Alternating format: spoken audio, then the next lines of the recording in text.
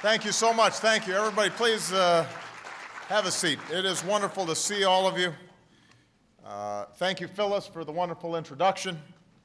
I want to thank all the tribal leaders who are here for making this year's conference the most successful yet. I want to acknowledge outstanding members of my team that have helped pull this together, but more importantly, day in, day out, are thinking about what we can do to make sure that all the tribes that are represented have a voice here in Washington. First of all, my outstanding Secretary of the Interior, Ken Salazar. We are so proud of him.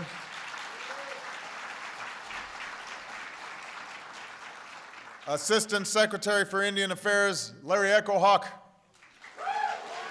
Hey. And our outstanding Solicitor for the Department of Interior, Hillary Tompkins.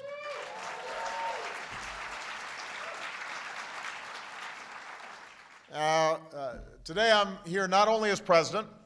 As I've mentioned before, I am also here as an adopted member of the Crow Nation. So I'd like to recognize my adopted mom and dad, Sonny and Mary Black Eagle, who are backstage. They're going to be coming out here in a little bit. I'm so grateful they took me into their family. I bet they're grateful that I never went through the terrible twos or terrible teens, you know. They got me after I was a little more polished. You know, Ken Salazar, he works so hard on the issues that matter to all of you. And we also have members of Congress here as well who are great partners in this effort. And I want to give a shout out to the young people who are here as part of the White House program called Champions for Change.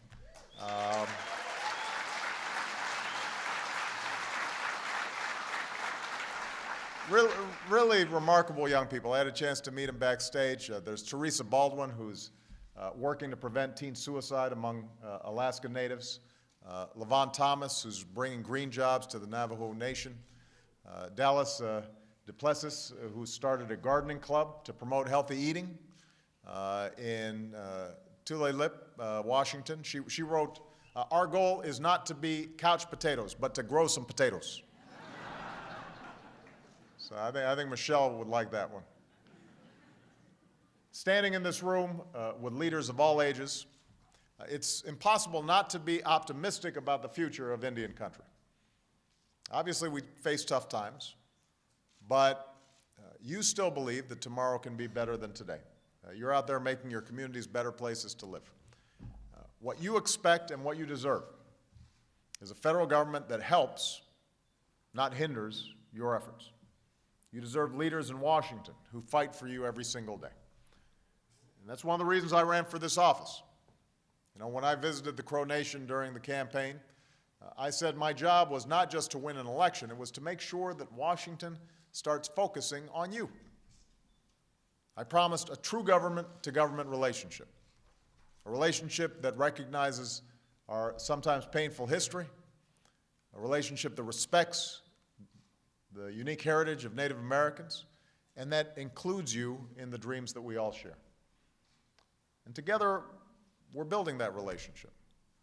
I told you I would bring tribal leaders to Washington to develop an agenda that reflects your hopes and your concerns. And now, for a third year in a row, we have kept that promise.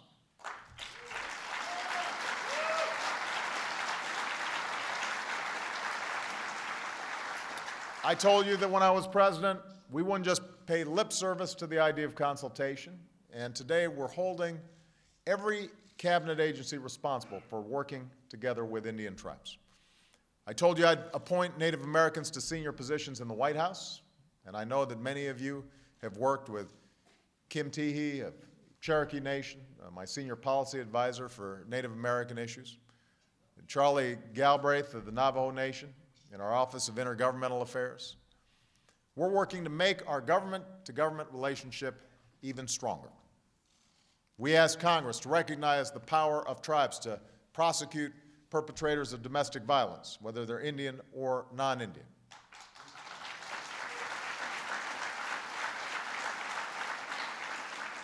And in the wake of the Carcieri decision, we've asked Congress to restore the Secretary of the Interior's authority to take land into trust for federally recognized Indian tribes.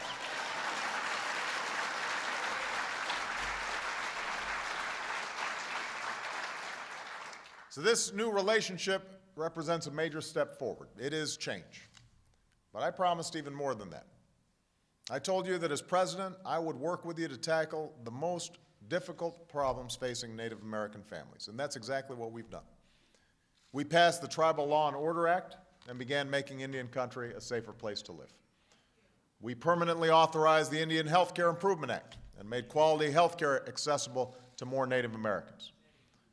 Just this week, we streamlined leasing regulations, which will lead to more homes, more businesses, more renewable energy on the reservation. That's what changes.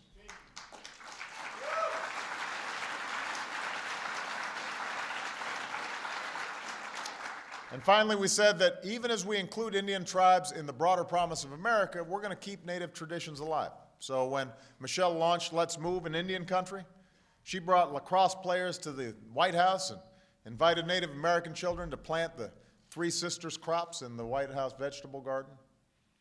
Well, our work together is far from over. Today, we can see what change looks like. It's the Native American-owned small business that's opening its doors, or a worker helping a school renovate. It's new roads, and houses. It's wind turbines going up on tribal lands and crime going down in tribal communities. That's what change looks like. So we should be proud of what we've done together. But of course, that should sharpen our resolve to do even more. Because as long as Native Americans face unemployment and poverty rates that are far higher than the national average, we're going to have more work to do. And I wake up every day focused on how to get this economy growing and create jobs for every American, faster. We're working to rebuild an economy where no matter who you are, no matter what you look like, black, white, Latino, Asian, Native American, you can make it if you try. And that's why I proposed the American Jobs Act, to help all Americans, including first Americans, make it through these tough times. It's why my administration has addressed the obstacles that are unique to Indian country by guaranteeing loans for homeowners and small business owners and tribes. It's why we're working to equip your communities with high-speed internet access. And even as we meet at this moment, we have to prepare the next generation for the future, which is why earlier today I signed an executive order to launch the White House Initiative on American Indian and Alaska Native education.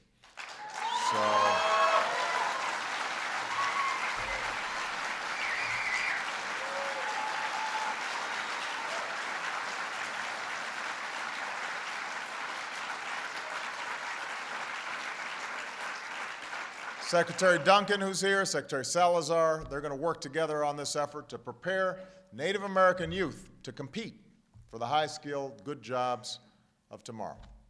We're going to find ways to reduce the dropout rate. We're going to help students who've already dropped out re-enter the education system. And we're going to strengthen our tribal colleges and universities. They are cornerstones of their community, and they deserve our support. So we've made progress together. And a lot of that progress is possible because of all of you, because of the ideas that you've shared at the last two conferences and that you're sharing at this conference. And that's why I'm looking forward to hearing the results of the discussion that you have today.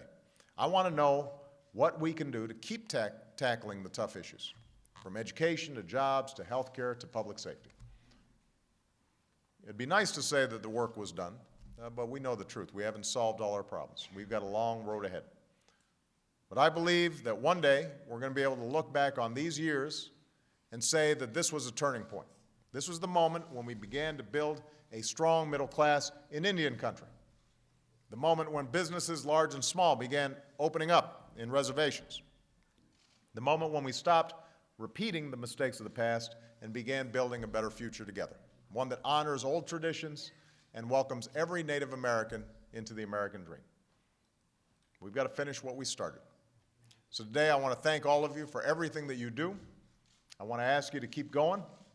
And when you go back home, making your communities better places to live, I want you all to know that you've got a partner in Washington. You have an administration that understands the challenges that you face, and most importantly, you've got a president who's got your back. So thank you. God bless you. God bless the United States of America.